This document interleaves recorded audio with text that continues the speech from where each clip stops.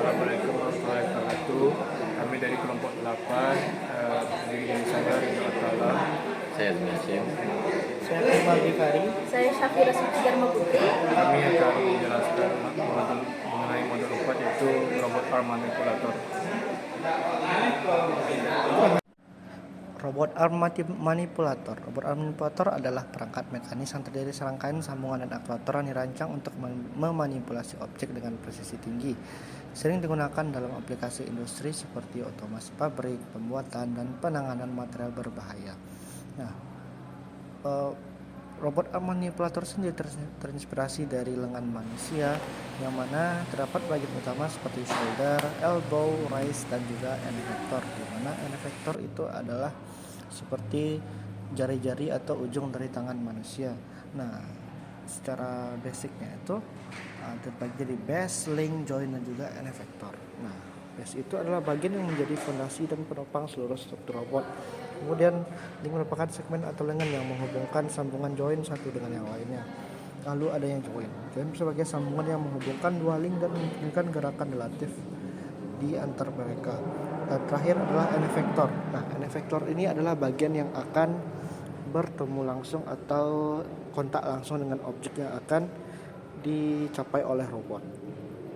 Nah, untuk robot itu sendiri dapat ada yang namanya derajat kebebasan atau degree of freedom, yang mana degree of freedom adalah itu penggambaran dari jumlah gerakan independen yang dapat dilakukan oleh suatu robot yang dilakukan secara mekanis. Nah, bisa dilakukan dari sesuai posisi X, gerakan roll, pitch, dan juga yaw. Nah, yang mana yaw itu adalah gerakan di sekitaran sumbu Z, roll adalah gerakan di sekitaran sumbu Y, dan juga pitch merupakan gerakan di sekitaran sumbu X. Nah, semakin banyak DOF yang digunakan oleh suatu robot, maka robot tersebut akan semakin memiliki jangkauan yang luas dan juga titik-titik yang banyak untuk ditangkapnya. Lalu ada yang selanjutnya untuk menentukan seberapa derajat dari setiap joint dan juga link itu ada yang namanya inverse kinematic. Nah, di situ kita dapat menentukan nilai dari setiap sisi dari setiap jointnya, yang mana robot itu tidak akan hanya memiliki satu joint saja. Nah, mungkin untuk lebih jelasnya akan dijelaskan pada bagian praktikum.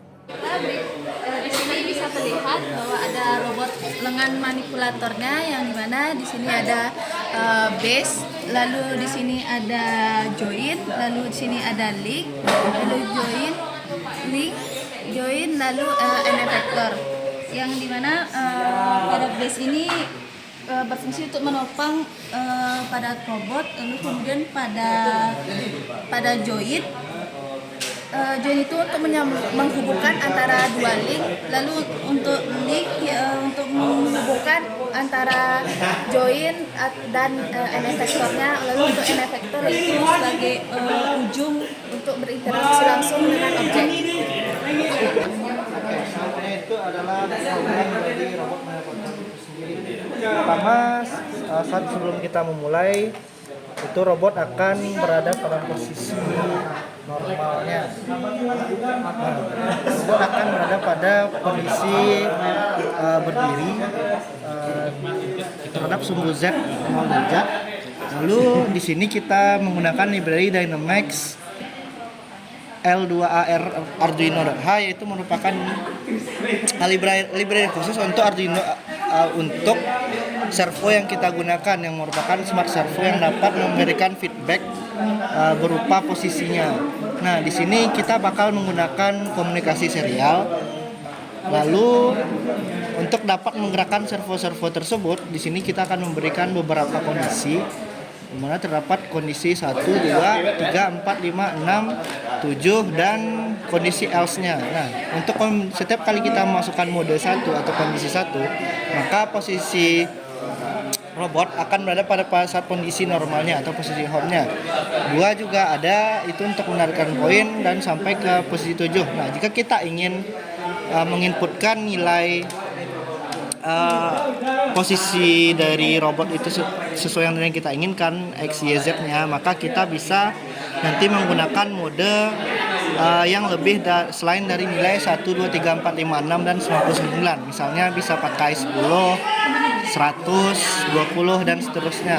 Nah, di sini sebelumnya kita harus mendeklarasikan dulu atau memberitahu kepada program berapa sih nilai dari link-link setiap pada setiap pada robot. Di sini pada link pertama itu dari base ke join pertama itu adalah 91. Kemudian tinggi dari link kedua itu 98, itu adalah dari join 1 ke join 2. Lalu dari ke link 3 itu adalah 98 dari join 2 ke join 3. Lalu ada link 4 95 dari join 4 ke n vektornya. Nah, di sini nilainya akan diproses sesuai dengan inverse kinematic diagram. Oke, mungkin Kak. Pada saat kita ingin mencari mengarahkan posisi para kubus ini, yang pertama itu kita akan ini ada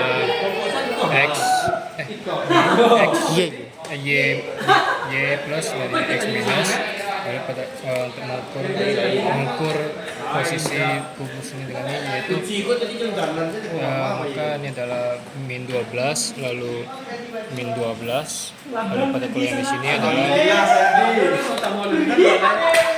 min 14 plus 14.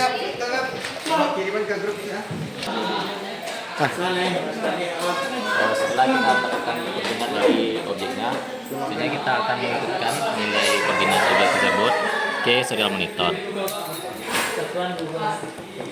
Ini nilainya itu dimulai dari nilai x, nilai y, nilai z, modenya, dan terakhir itu grade-nya.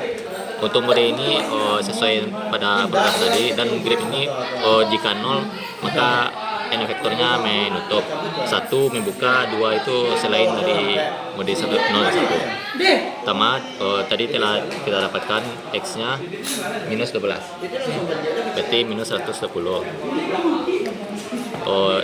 Y nya positif 14, berarti ini dalam satuan milimeter. Z nya kita lihat saja, ini modenya selain dari mode yang ada pada program tadi.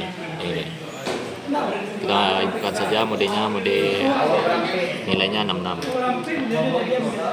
Kita enter.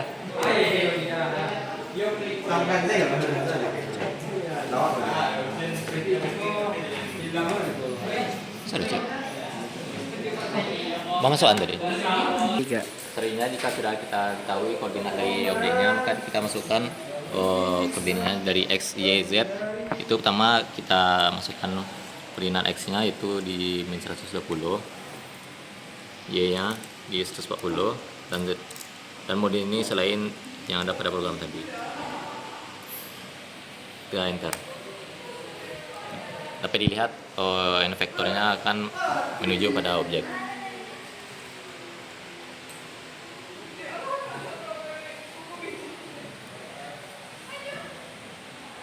Nanti pada serial monitor akan terlihat feedback itu berupa nilai sudut dari n vektor sampai ke base. Ini n vektor, join 3, join 2, dan join 1 dan base. Sekian.